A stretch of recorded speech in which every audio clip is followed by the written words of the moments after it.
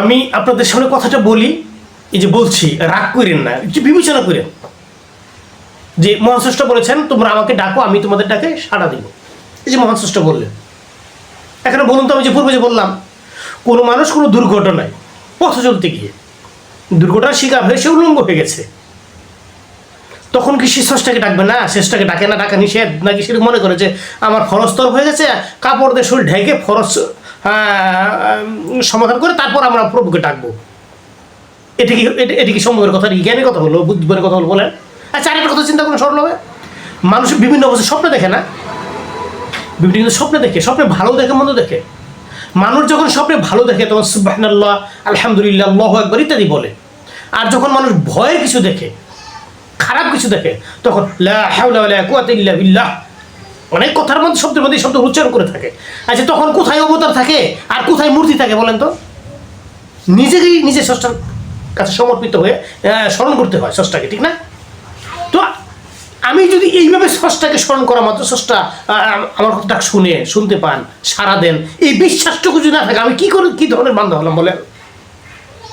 স্রষ্টাকে পাওয়ার জন্য আমার মূর্তি লাগবে, অবতার লাগবে। তবে একটা বিষয় থাকে, অনেকেই অবস্থান করেছে শিক্ষার জন্য। শিক্ষার জন্য আপনার গুরু লাগবে, মুর্শিদ লাগবে, পীর লাগবে, লাগুক।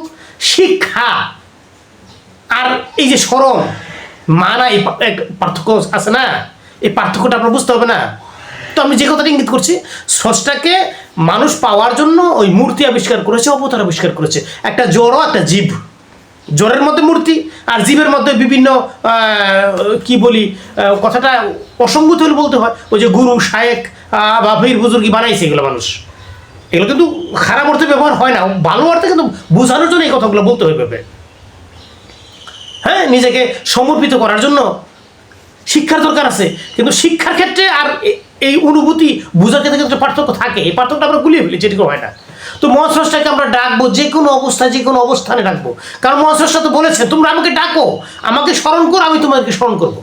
স্রষ্টা বলেন পুরো বান্দা যদি স্রষ্টাকে স্মরণ করে, স্রষ্টা তাকে স্মরণ করে। মানে কি? স্রষ্টা আমার দিলে উপস্থিত, আমার জ্ঞান গরিমায় আমি বুঝতে পেরেছি স্রষ্টাকে ডাকতে হবে, স্রষ্টাকে স্মরণ করতে হবে। স্রষ্টা আমি যেভাবে না, আল্লাহু আকবার, ইয়া রহমান, ইয়া রাহিম, আমি যে নামে ডাকি না কেন, সে তো হাজির, সে তো নাজির। কথা বুঝতে পারলে তার সঙ্গে সংযোগ ঘটে যায়। তো সুতরাং বান্দা হিসেবে স্রষ্টাকে আমরা ডাকবো, স্রষ্টাকে স্মরণ করবো। আমি আমার অবস্থান থেকে, যে অবস্থানে থাকে, যে সেই অবস্থানে এখানে বাধা দেওয়ার কোনো নিয়ম নাই, এখানে বাধা দেওয়ার কোনো পট্টি দেওয়ার দরকার নাই। আমি আল্লাহর বান্দা হয়ে যাব, স্বীকার করব আমি আল্লাহ, আমি বলে ডাকবো, আমি আমার স্রষ্টাকে স্মরণ করবো। এখানে একটা লাভবানের অবস্থান আছে। এই সূক্ষ্ম হৃদয়ের অনুভূতিটা কেন আমাদের তৈরি হয় না? বিশ্বাসটা আমরা কিসে বিশ্বাস করি? অদৃশ্যে বিশ্বাস করি না? দিব্যমান, অদৃশ্যমান সব কিছু বিশ্বাস করতে হয়।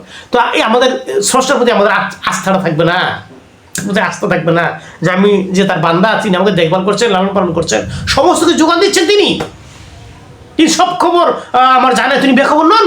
স্রষ্টা তো বলেছেন যে আমি এই যে আমার সৃষ্টি সম্পর্কে বেখবর নই, তিনি বেখবর নন। এই বিশ্বাসটাকে তার প্রতি আমার বদ্ধমূল করতে হবে না? তা আমি আলগা ভাববো কেন? তার মাধ্যম সৃষ্টি করে তাকে আমাকে আনতে হবে, হাজির নাজির জানতে হবে, তাকে মানতে হবে, এরকম কেন? মাধ্যম কেন? বিভিন্ন পদ্ধতি আছে, পদ্ধতি অবলম্বন করা যেতে পারে, বুঝতে পারে না? পদ্ধতি অবলম্বন করা যেতে পারে, কিন্তু মাধ্যম কেন? এগুলো আমাদেরকে স্রষ্টা থেকে আর দূরে সরিয়েছে। এই বিষয়গুলো একটু চিন্তা ভাবনা করতে হবে। হয়তো আলোচনাটা আমার সবার বোধগম্যতে আসে না, কিন্তু নিজের চিন্তা ভাবনা যদি পথটা খুলে, তাহলে হয়তো একটু বোঝার ক্ষেত্রে মিলে যেতে পারে। নাহলে হয়তো মিলার একটা সম্ভাবনা কম থাকে। তো আমরা চাইবো মহান স্রষ্টাকে সরাসরি ডাকার জন্য, সরাসরি মানার জন্য।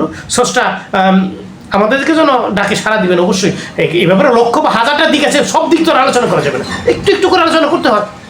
আপনারা চিন্তা করা শুরু করুন, ইনশাল্লাহ সব কিছু মিলে যাবে। মহান স্রষ্টা যেন আমাদেরকে এই তৌফিক দান করেন। তৌফিক ইল্লা বিল্লাহ।